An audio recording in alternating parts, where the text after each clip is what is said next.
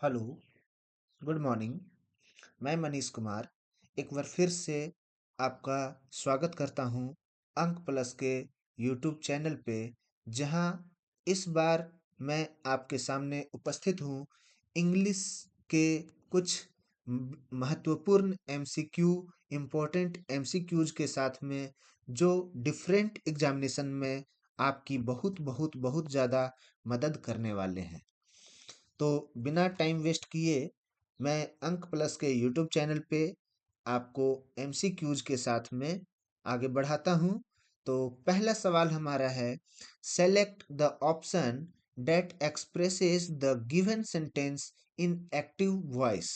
अब यहाँ देखिए, गिवन सेंटेंस जो है वो पैसिव वॉइस में है और ऑप्शंस आपके सामने एक्टिव वॉइस में रखा हुआ है।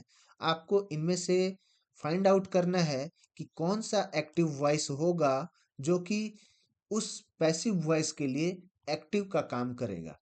पैसिव वॉइस क्या है? By next month 100 trees will have been planted by the local community group। क्या कह रहा है? By the next month 100 trees will have been planted by the local community group। यहाँ पे देखिए, पैसिव वॉइस में विल हैव बीन, हम लोग बात करेंगे हेल्पिंग वर्ब की, तो विल हैव बीन का यूज किया गया है। इसका मतलब है कि कहीं ना कहीं मुझे विल हैव वाला एक ऐसा ऑप्शन ढूंढना होगा जो कि क्या करेगा?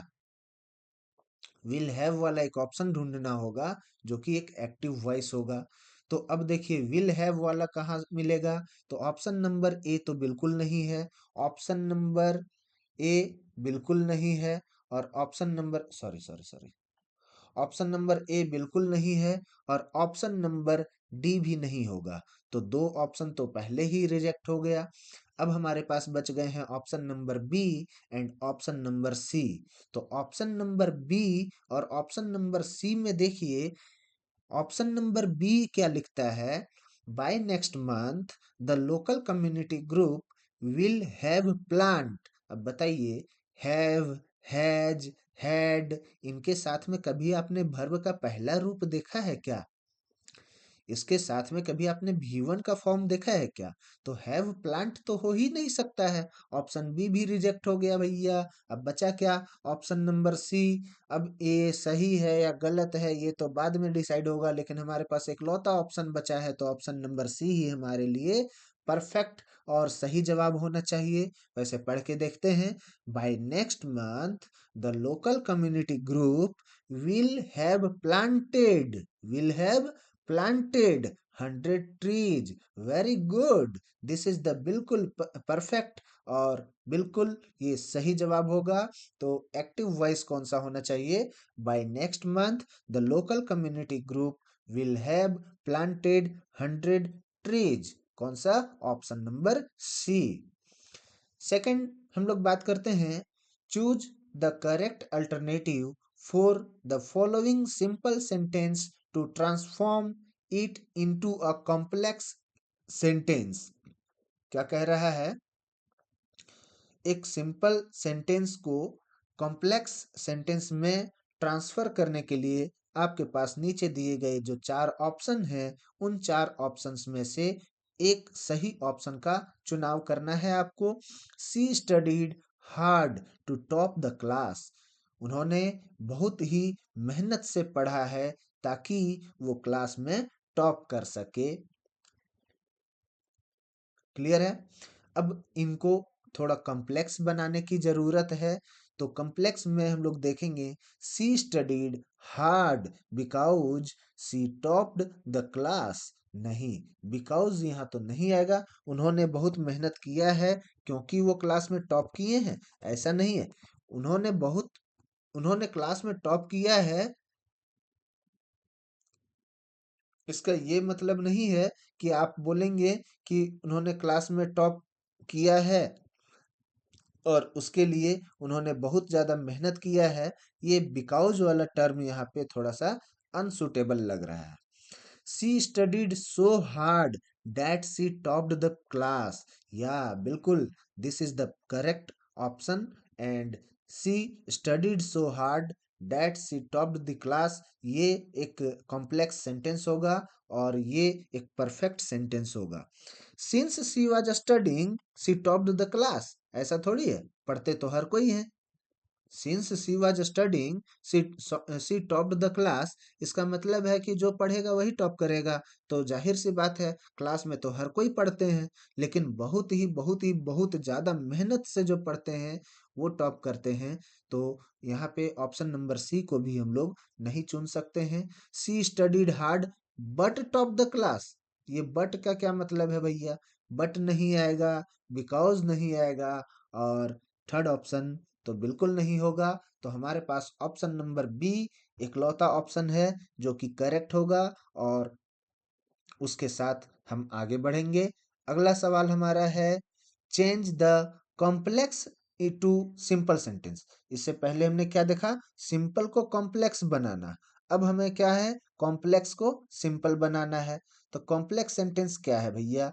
If you do not finish your work on time you will not be allowed to participate in the event. यदि आपने अपने काम को सही समय पर खत्म नहीं किया तो आपको इवेंट में पार्टिसिपेट करने का परमिशन नहीं दिया जाएगा। बात समझ में आ रहा है? एक है प्रेजेंट टेंस और दूसरा है फ्यूचर टेंस। तो यहाँ पे हम देखेंगे, ऑप्शन नंबर डी से मूव करेंगे। You are not allowed to participate, you finish your work on time. ये दोनों अलग अलग सेंटेंस हो जा रहा है, कॉमा जो है दोनों को अलग अलग कर दे रहा है। तो ये बिल्कुल नहीं होगा, option number D. Option number C की ओर मूव करते हैं। Finish your work on time you will not be allowed to participate in the event. ये क्या मतलब है भैया? Finish your work on time, अपने काम को टाइम पर फिनिश करें, और you will not be allowed to participate in the event. दोनों सेंटेंस तो अलग अलग हो गया, दोनों का कोई कनेक्शन नहीं दिख रहा है। ऑप्शन नंबर सी भी छट जाएगा। You finished your work on time and you will participate in the event. ये कहना चाह रहा है कि आपने अपने वर्क को एक टाइम में फिनिश किया है और आप पार्टिसिपेट कर सकेंगे इवेंट में। तो यहाँ पे देखिए, ऑप्शन नंबर बी के साथ बहुत सारे स्टूडेंट्स जा सकते हैं, बट मैं आपको ये बताना चाहता हूँ, ऑप्शन नंबर बी जो है वो एक चीज को बता रहा है पास्ट टेंस में और दूसरे को बता रहा है फ्यूचर टेंस में। इसलिए ये भी आपका गलत होगा, क्योंकि आपको जो कॉम्प्लेक्स सेंटेंस दिया गया था वो एक प्रेजेंट टेंस में दिया गया है और एक फ्यूचर में दिया गया है। तो आपको ऐसा सेंटेंस ढूंढना है जो फ्यूचर और प्रेजेंट को रिलेट करे, फ्यूचर और पास्ट को नहीं। ऑप्शन नंबर ए क्या कहता है? You will not be allowed to participate in the event unless you finish your work on time। आपको तब तक पार्टिसिपेट करने का अलाउ नहीं मिलेगा इवेंट में जब तक कि आप अपने काम को पूरी तरह से कंप्लीट ना करें। बात समझ में आ रहा है? Option number A is the perfect option. अगला सवाल, select the correct passive form of the given sentence. Raveena must clean my stinky clothes as soon as possible. ये क्या बोल रहा है? एक एक्टिव वॉइस आपको दिया गया है और उसे आपको पैसिव वॉइस में कन्वर्ट करना है।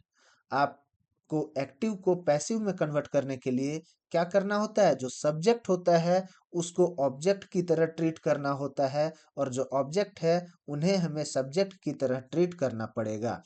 यहाँ पे देखिए, यहाँ पे पहला जो सेंटेंस दिया हुआ है उसमें सब्जेक्ट क्या है? रवीना। ऑब्जेक्ट क्या है? Stinky clothes. ऑब्जेक्ट क्या है? My stinky clothes. और सब्जेक्ट क्या है? रवीना। वर्ब क्या है? Must clean. और सेकेंड ऑब्जेक्ट क्या है? As soon as possible, object number 2। तो यहाँ पे जो हमारा प्राइमरी ऑब्जेक्ट है वो प्राइमरी ऑब्जेक्ट क्या है? My stinky clothes. और सेकेंडरी ऑब्जेक्ट क्या है? As soon as possible. तो हम प्राइमरी ऑब्जेक्ट को हमेशा सब्जेक्ट बनाएंगे और सब्जेक्ट को प्राइमरी ऑब्जेक्ट बनाएंगे, ताकि हमारा गिवन सेंटेंस जो है वो एक्टिव से पैसिव में कन्वर्ट हो सके। तो एक्टिव से पैसिव में कन्वर्ट करने के लिए हम प्राइमरी ऑब्जेक्ट को सब्जेक्ट बनाते हुए आगे बढ़ेंगे। My stinky clothes must be cleaned by Raveena as soon as possible. सही लग रहा है, सही होना भी चाहिए। अगला ऑप्शन हम लोग देखते हैं। My stinky clothes should be cleaned. अब देखिए भैया, जब वहां एक्टिव में मस्ट लिखा हुआ है तो यहाँ शुड देख करके ही हमें ऑप्शन नंबर बी को काट देना चाहिए, क्योंकि मस्ट का पैसिव कभी शुड हो नहीं सकता। ऑप्शन नंबर बी नहीं होगा। ऑप्शन नंबर सी का चुनाव। My stinky clothes must might be my stinky clothes might be cleaned by Raveena as soon as possible. Might be हो सकता है, थोड़ा सा ठीक ठाक लग रहा है। आगे बढ़ते हैं। My stinky clothes could be. अब देखिए, जब मस्ट है तो मस्ट के साथ न शुड होगा न कुड होगा। ऑप्शन नंबर बी और ऑप्शन नंबर डी, बी और डी, सेकंड और फोर्थ, इन दोनों को आप बिना किसी हेजिटेशन के इन दोनों ऑप्शन को कट कर सकते हैं। ऑप्शन नंबर सी में माइट लिखा हुआ है, ऑप्शन नंबर ए में मस्ट लिखा हुआ है।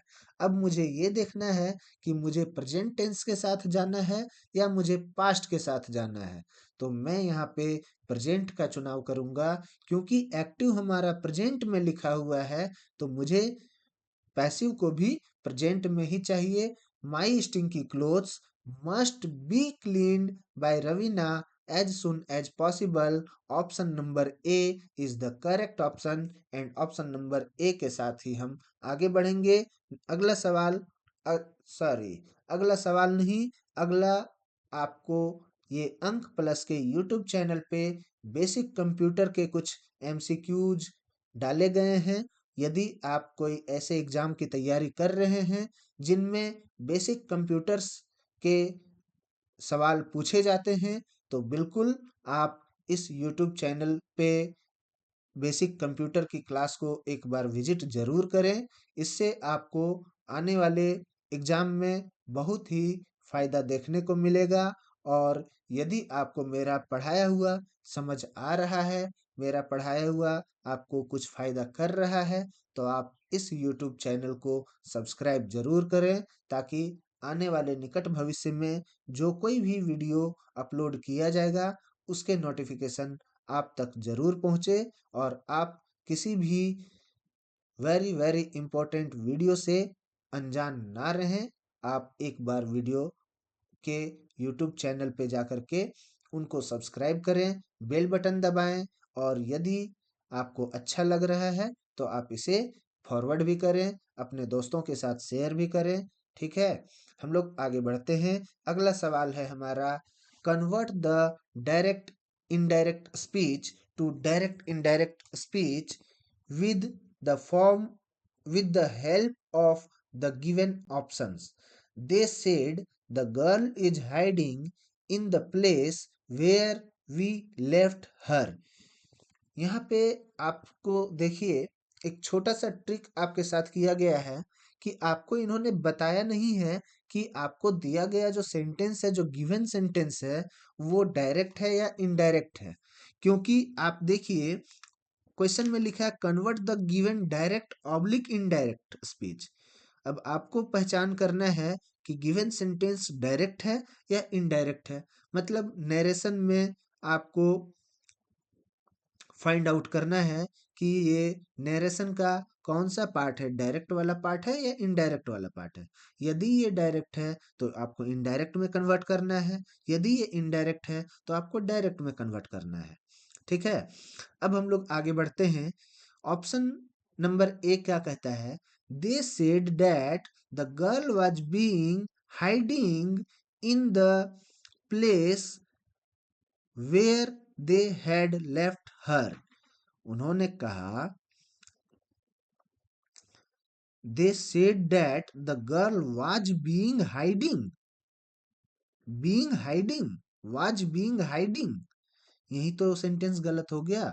वाज बीइंग हाइडिंग ये गलत है, यहाँ पे ऐसा नहीं होना चाहिए।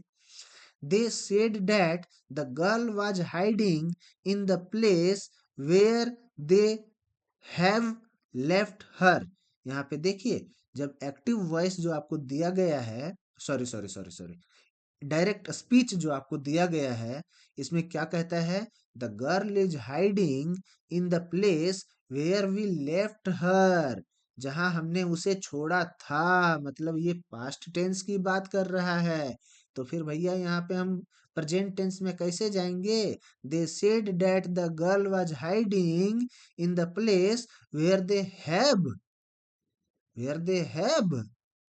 No no no no no no, have नहीं होगा, ये प्रेजेंट टेंस नहीं होगा। जब ये पास्ट की बात कर रहा है तो हैव तो होगा ही नहीं। ऑप्शन नंबर ए भी नहीं है, ऑप्शन नंबर बी भी नहीं होगा। थर्ड ऑप्शन की ओर मूव करते हैं।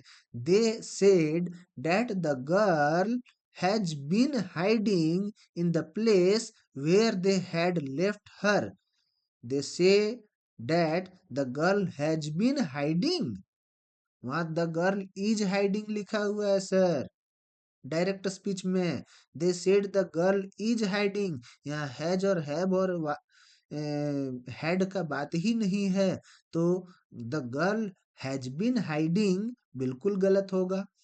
पहला में वाज बीइंग हाइडिंग नहीं होना चाहिए, दूसरा में दे हैव लेफ्ट हर नहीं होना चाहिए, तीसरा में the girl has been hiding नहीं होना चाहिए। नंबर 4 की बात करते हैं। They said that the girl was hiding in the place where they had left her. हर एंगल से, हर तरीके से मुझे पर्सनली ये ऑप्शन सही लग रहा है।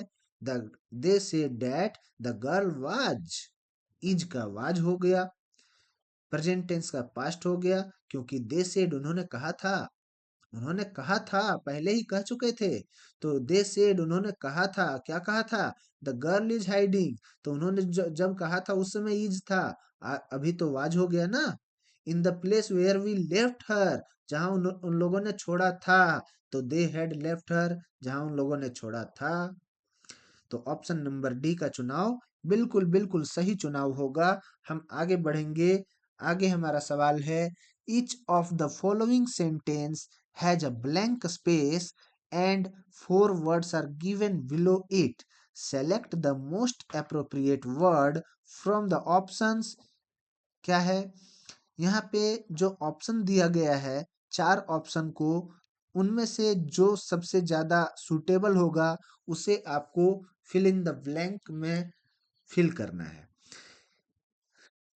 इन दिस यूनिवर्सिटी, इस यूनिवर्सिटी में there is no gap of merit in examination alone for awarding scholarship on the basis. यहाँ क्या कहना चाह रहा है? सॉरी, यहाँ कहना चाह रहा है कि इस यूनिवर्सिटी में एक सिंगल चांस नहीं है, एक सिंगल ऑप्शन नहीं है कि सिर्फ और सिर्फ यदि आप एग्जामिनेशन में मेरिट लेकर के चले आते हैं तो आपको स्कॉलरशिप दिया जाए।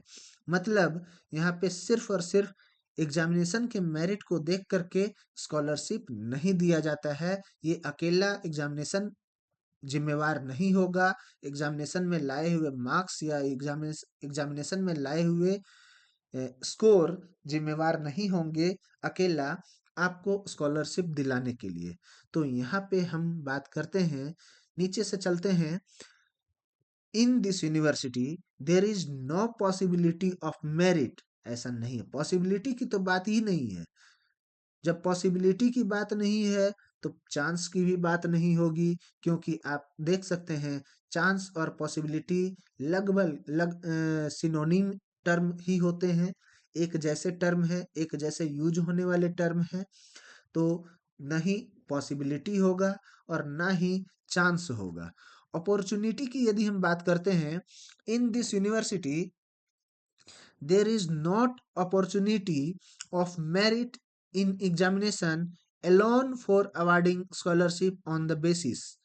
अपॉर्चुनिटी की ओर आप प्रिफर कर सकते थे, लेकिन जब यहाँ ऑप्शन में प्रेसिडेंस दिया हुआ है तो आपको प्रेसिडेंस का चुनाव करना चाहिए, क्योंकि हमें यहाँ मोस्ट परफेक्ट ऑप्शन का चुनाव करना है और यदि 4 ऑप्शन में से हमारा मोस्ट परफेक्ट ऑप्शन प्रेसिडेंस आ रहा है तो हम अपॉर्चुनिटी का चुनाव तो बिल्कुल ना करेंगे, चांस और पॉसिबिलिटी तो बिल्कुल होना ही नहीं है। तो हमारा जो करेक्ट सेंटेंस होगा, in this university there is no precedence of merit in examination alone for awarding scholarship on the basis। इसी के साथ अगला सवाल अगला सवाल बताता है, select the correct meaning of underlined idiom. Underlined idiom जो है उनका करेक्ट मीनिंग आपको बताना है और नीचे 4 ऑप्शन दिए गए हैं। सबसे पहले हम पूरे सेंटेंस को पढ़ेंगे, उसके मतलब को समझेंगे और उसके बाद हम इडियम्स की बात करेंगे। Since she is working as an ad hoc lecturer, किसी लड़की के बारे में बात हो रहा है कि सिंस वो लड़की वर्किंग है an as an ad hoc lecturer, एक एडहॉक लेक्चरर के रूप में वो वर्किंग है, लेकिन the fear of losing her job is always hanging over her like the sword of Damocles. क्या कहता है कि जाहिर सी बात है कि वो अपने किसी यूनिवर्सिटी में, किसी कॉलेज में, किसी जगह पर वो एक एड हॉक लेक्चरर के रूप में काम तो कर रही है, लेकिन उन्हें हमेशा इस बात का डर लगा हुआ रहता है कि वो अपने जॉब को लूज कर सकती है, अपने जॉब को खो सकती है, अपने जॉब से जा सकती है। और इस बात का डर जो है वो एकदम कैसा लगा हुआ रहता है, जैसे कि स्वॉर्ड ऑफ डेमोकल्स हो, गर्दन पे लटकी हुई तलवार हो। तो गर्दन पे लटकी हुई तलवार का क्या मतलब होगा? Moment of victory? नहीं भैया, विक्टरी तो जीतना होता है। किसी भी युद्ध को जीत करके आने वाले को विक्टोरियस कहते हैं। तो मोमेंट ऑफ विक्टरी तो नहीं होगा, एक्यूजेशन भी नहीं होगा, एम्बैरेसमेंट भी नहीं होगा। कांस्टेंट थ्रेड, एक कंटिन्यूअस लगा हुआ एक धागा की तरह, एक कंटिन्यूअस लगा हुआ एक तलवार है जो कि गर्दन पे लटक रहा है, और गर्दन पे लटका हुआ तलवार की तरह उनको डर लगा हुआ रहता है कि कहीं मैं अपने इस जॉब को खो न दूं, अपने जॉब को लूज न कर दूं। ये डर उनके माइंड में हमेशा बना हुआ रहता है। तो स्वॉर्ड ऑफ डेमोकल्स का करेक्ट मीनिंग कांस्टेंट थ्रेट आप कह सकते हैं, लगातार एक बना हुआ थ्रेट है, एक डर है, एक लगातार बना हुआ कांस्टेंट थ्रेट है। तो हम लोग ऑप्शन नंबर डी के चुनाव के साथ में आगे बढ़ेंगे। अगला सवाल हमारा पैसेज वाला है, question number 8, question number 9 and question number 10। Passage क्या कहता है? Educating boys and girls together has always been an important and successful stressful issue. आप कभी भी जब एग्जाम देने जा रहे हैं या एग्जाम के दौरान आप कभी भी यदि पैसेज को पढ़ते हैं तो पैसेज को एक बार में उस पूरे लाइन को पढ़िएगा जहां तक कि वो फुल स्टॉप दिया हुआ ना हो। Educating boys and girls together has always been an important and stressful issue. हमेशा हमेशा से बॉयज और गर्ल्स को एक साथ पढ़ाना एक इम्पोर्टेंट और स्ट्रेसफुल इशू बना हुआ है।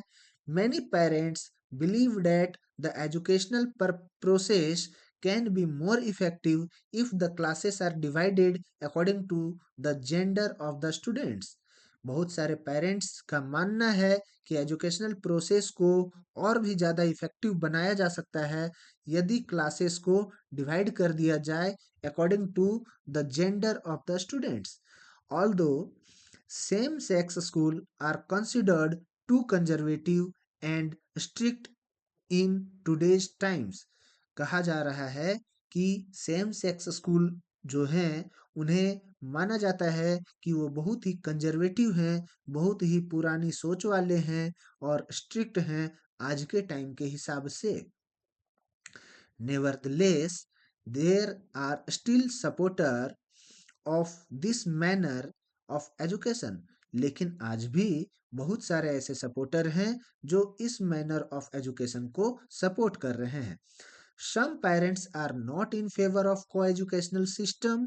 बहुत सारे पेरेंट्स को एजुकेशनल सिस्टम के फेवर में नहीं है, as they feel that the presence of the opposite gender distracts the attention of students and prevents them from concentrating on their studies। बहुत सारे पेरेंट्स का कहना है कि अपोजिट जेंडर जो होते हैं वो डिस्ट्रैक्ट करते हैं स्टूडेंट के अटेंशन में और प्रिवेंट करते हैं उनको अपने कंसंट्रेशन बनाने में अपने स्टडीज के दौरान। On the other hand, supporters of coeducation feel that as boys and girls are different. और दूसरे तरीके से यदि देखा जाए, ऑन द अदर हैंड यदि बात किया जाए, जो सपोर्टर्स होते हैं वो को एजुकेशन को फील करते हैं, को एजुकेशन को महसूस करते हैं कि बॉयज और गर्ल्स डिफरेंट नहीं है, boys and girls are different. It is a valuable experience for both genders to communicate with each other. Sorry, मैंने नहीं बोला था। सपोर्टर्स जो हैं, को एजुकेशन के सपोर्टर, उनका मानना है कि बॉयज और गर्ल्स डिफरेंट होते हैं। It is a valuable experience, ये बहुत ही वैल्यूएबल एक्सपीरियंस होगा दोनों जेंडर्स के लिए to communicate with each other, एक साथ कम्युनिकेट करना। मतलब कि सीधा सा सार है, moreover, the earlier boys and girls begin to communicate, the sooner they acquire social skills which are crucial to communicating freely in the world। जब बचपन से एक साथ बॉयज और गर्ल्स कम्युनिकेट करने लगेंगे तो क्या होगा, उनमें बहुत ही जल्दी सोशल स्किल्स का डेवलपमेंट होगा, सोशल स्किल्स को एक्वायर कर जाएंगे और ये उनके लिए बहुत ही क्रूशियल है, बहुत ही क्रूशियल होगा कम्युनिकेट करना, वर्ल्ड में किसी से भी फ्रीली बातचीत कर पाना। Further, if there are girls in the class, boys में will possibly try to behave better in order not to lose face in front of the girls। क्या कहते हैं कि यदि क्लास में गर्ल्स होंगी तो इसका ये मतलब होगा कि जो भी बॉयज होंगे वो उन गर्ल्स के सामने अपने फेशियल वैल्यूज को, अपने फेस वैल्यू को कम ना होने देना चाहेंगे और अपने आप को हमेशा बेटर बिहेव करने का ट्राई करते रहेंगे। मतलब कि एक छोटा सा सिंपल टर्म में मैं बताऊं तो क्या कहना चाह रहा है, बॉयज और गर्ल्स को एक साथ पढ़ाना आज के समय में बहुत ही बड़ा इशू हो गया है। बहुत सारे पेरेंट्स का मानना है कि बॉयज और गर्ल्स को एक साथ पढ़ाने से क्या होता है कि हमारे बॉयज और गर्ल्स में स्टडीज के दौरान कंसंट्रेशन सही से नहीं बन पाता है और ये कंसंट्रेशन सही से नहीं बन पाने की वजह से उनके स्टडीज में प्रॉब्लम आती है। लेकिन कुछ ऐसे भी लोग हैं जो आज के समय में सपोर्टर हैं को एजुकेशन का, को एजुकेशन यानी कि बॉयज और गर्ल्स को एक साथ पढ़ाने के सपोर्टर हैं। और जो सपोर्टर हैं उनका मानना है कि यदि बॉयज और गर्ल्स को एक साथ बैठा करके पढ़ाया जाए तो इससे क्या होगा कि दोनों के बीच में एक सोशल स्किल डेवलप होता है, दोनों के बीच में बचपन से कम्युनिकेट करने की हैबिट बनी रहती है और इसकी वजह से किसी भी जगह पे, कहीं पे भी वर्ल्ड में वो फ्रीली किसी से भी कम्युनिकेट कर सकते हैं। और एक सबसे बड़ा जो बेनिफिट बताया जा रहा है, वो सबसे बड़ा बेनिफिट को एजुकेशन के सपोर्टर्स के द्वारा बताया जा रहा है कि यदि बॉयज और गर्ल्स को एक साथ पढ़ाया जाएगा तो बॉयज हमेशा अपने फेस वैल्यूज को गर्ल्स के सामने से बचाना चाहेंगे और बचाने के प्रयास में वो हमेशा अपने आप को बेटर बिहेव करते हुए शो करेंगे और वो कभी भी कुछ ऐसा काम नहीं करेंगे जिनसे कि उनको लगेगा कि गर्ल्स के सामने मेरी इमेज डाउन हो रही है। ये था सिंपल समरी इस पैसेज का। अब हम लोग क्वेश्चन नंबर 8, 9 और 10 ये तीनों क्वेश्चन देखते हैं जो कि इस पैसेज से बिलोंग कर रहा है। क्वेश्चन पहला क्वेश्चन है, the educational process sorry the educational process can be more effective if the classes are divided according to. क्या कहना चाह रहा है?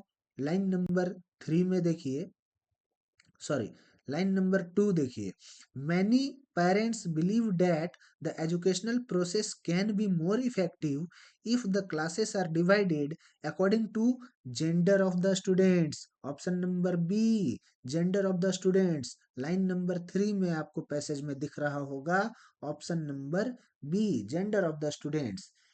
ठीक है, हिंदी के भी सवाल इसी तरह बताए गए हैं। आप एक बार यदि चाहें तो हिंदी के भी सवाल को यहाँ से देख सकते हैं।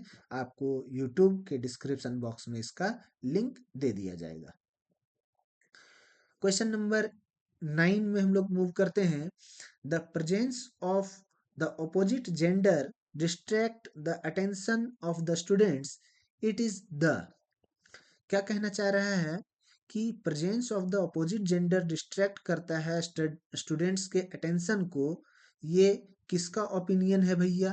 तो यहाँ पे देखिए, आप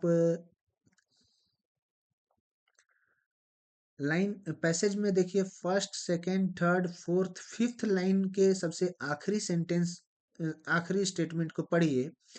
first second third fourth fifth line में सबसे आखिरी में देखिए, some parents are not in favour of a को educational system as they feel that the presence of the opposite gender distract the attention of students and prevents them from concentrating on their studies. किनका मानना है? Some parents का। Some parents कहाँ पे है? Option number third में दिखा।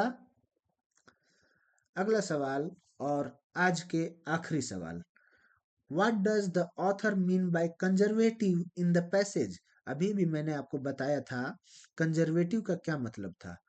यहाँ पे पैसेज के लाइन नंबर 4 में देखिए, लाइन नंबर 4 में क्या लिखा है? Sex school are considered too conservative and strict in today's times. आज के समय में ये स्कूल जो हैं वो कंसिडर किए जाते हैं टू कंजर्वेटिव, मतलब बहुत ही पुरानी सोच वाले, मतलब ट्रेडिशनल। ऑप्शन नंबर डी का चुनाव करना है। बात समझ में आ रहा है? What does the author mean by conservative in the passage? Conservative का मतलब है ट्रेडिशनल। Option number D. अब यहाँ पे हमारा आज का सेशन समाप्त होता है। यदि आपको हमारा वीडियो पसंद आता है, यदि आपको हमारा समझाना अच्छा लगता है, तो आप हमारे क्यूआर कोड को स्कैन करें और क्यूआर कोड को स्कैन करके हमारे वेबसाइट में विजिट करें। वेबसाइट में आपको इंग्लिश के बहुत सारे ऐसे पीडीएफ मिल जाएंगे जिनमें नरेशन के टाइप्स बताए गए हैं और बहुत लगभग 100 प्लस उनमें एग्जाम्पल्स दिए गए हैं। आपके सामने टेंस का सवाल आया था, टेंस के भी पीडीएफ आपको मिल जाएंगे। वॉइस का सवाल आया था, वॉइस के भी पीडीएफ आपको मिल जाएंगे। एंटोनिम एंड सिनोनिम का सवाल आया था, एंटोनिम और सिनोनिम के भी पीडीएफ मिल जाएंगे। आप एक बार हमारे वेबसाइट को विजिट करें। वेबसाइट में यदि आपको नहीं समझ में आ रहा है अच्छे तरीके से, तो आप बिल्कुल हमारे ऐप को डाउनलोड करें और हमारा ऐप आपको बहुत ही बेहतरीन तरीके से आपको आपके सामने इंग्लिश के, हिंदी के, कंप्यूटर के सभी चीज़ों के पीडीएफ को बहुत ही बेहतरीन तरीके से आपके सामने शो ऑफ करेगा और आप उसे देखेंगे, आपको समझ में आएगा, आपके एग्जाम के लिए बहुत ही बहुत ही बहुत ही लाभदायक होगा। Thank you. आपका दिन शुभ हो और उम्मीद करता हूँ कि आप अगला जो भी एग्जाम में बैठें उस एग्जाम में हमारा ये वीडियो आपके लिए बहुत बहुत बहुत ही हेल्पफुल साबित हो। धन्यवाद।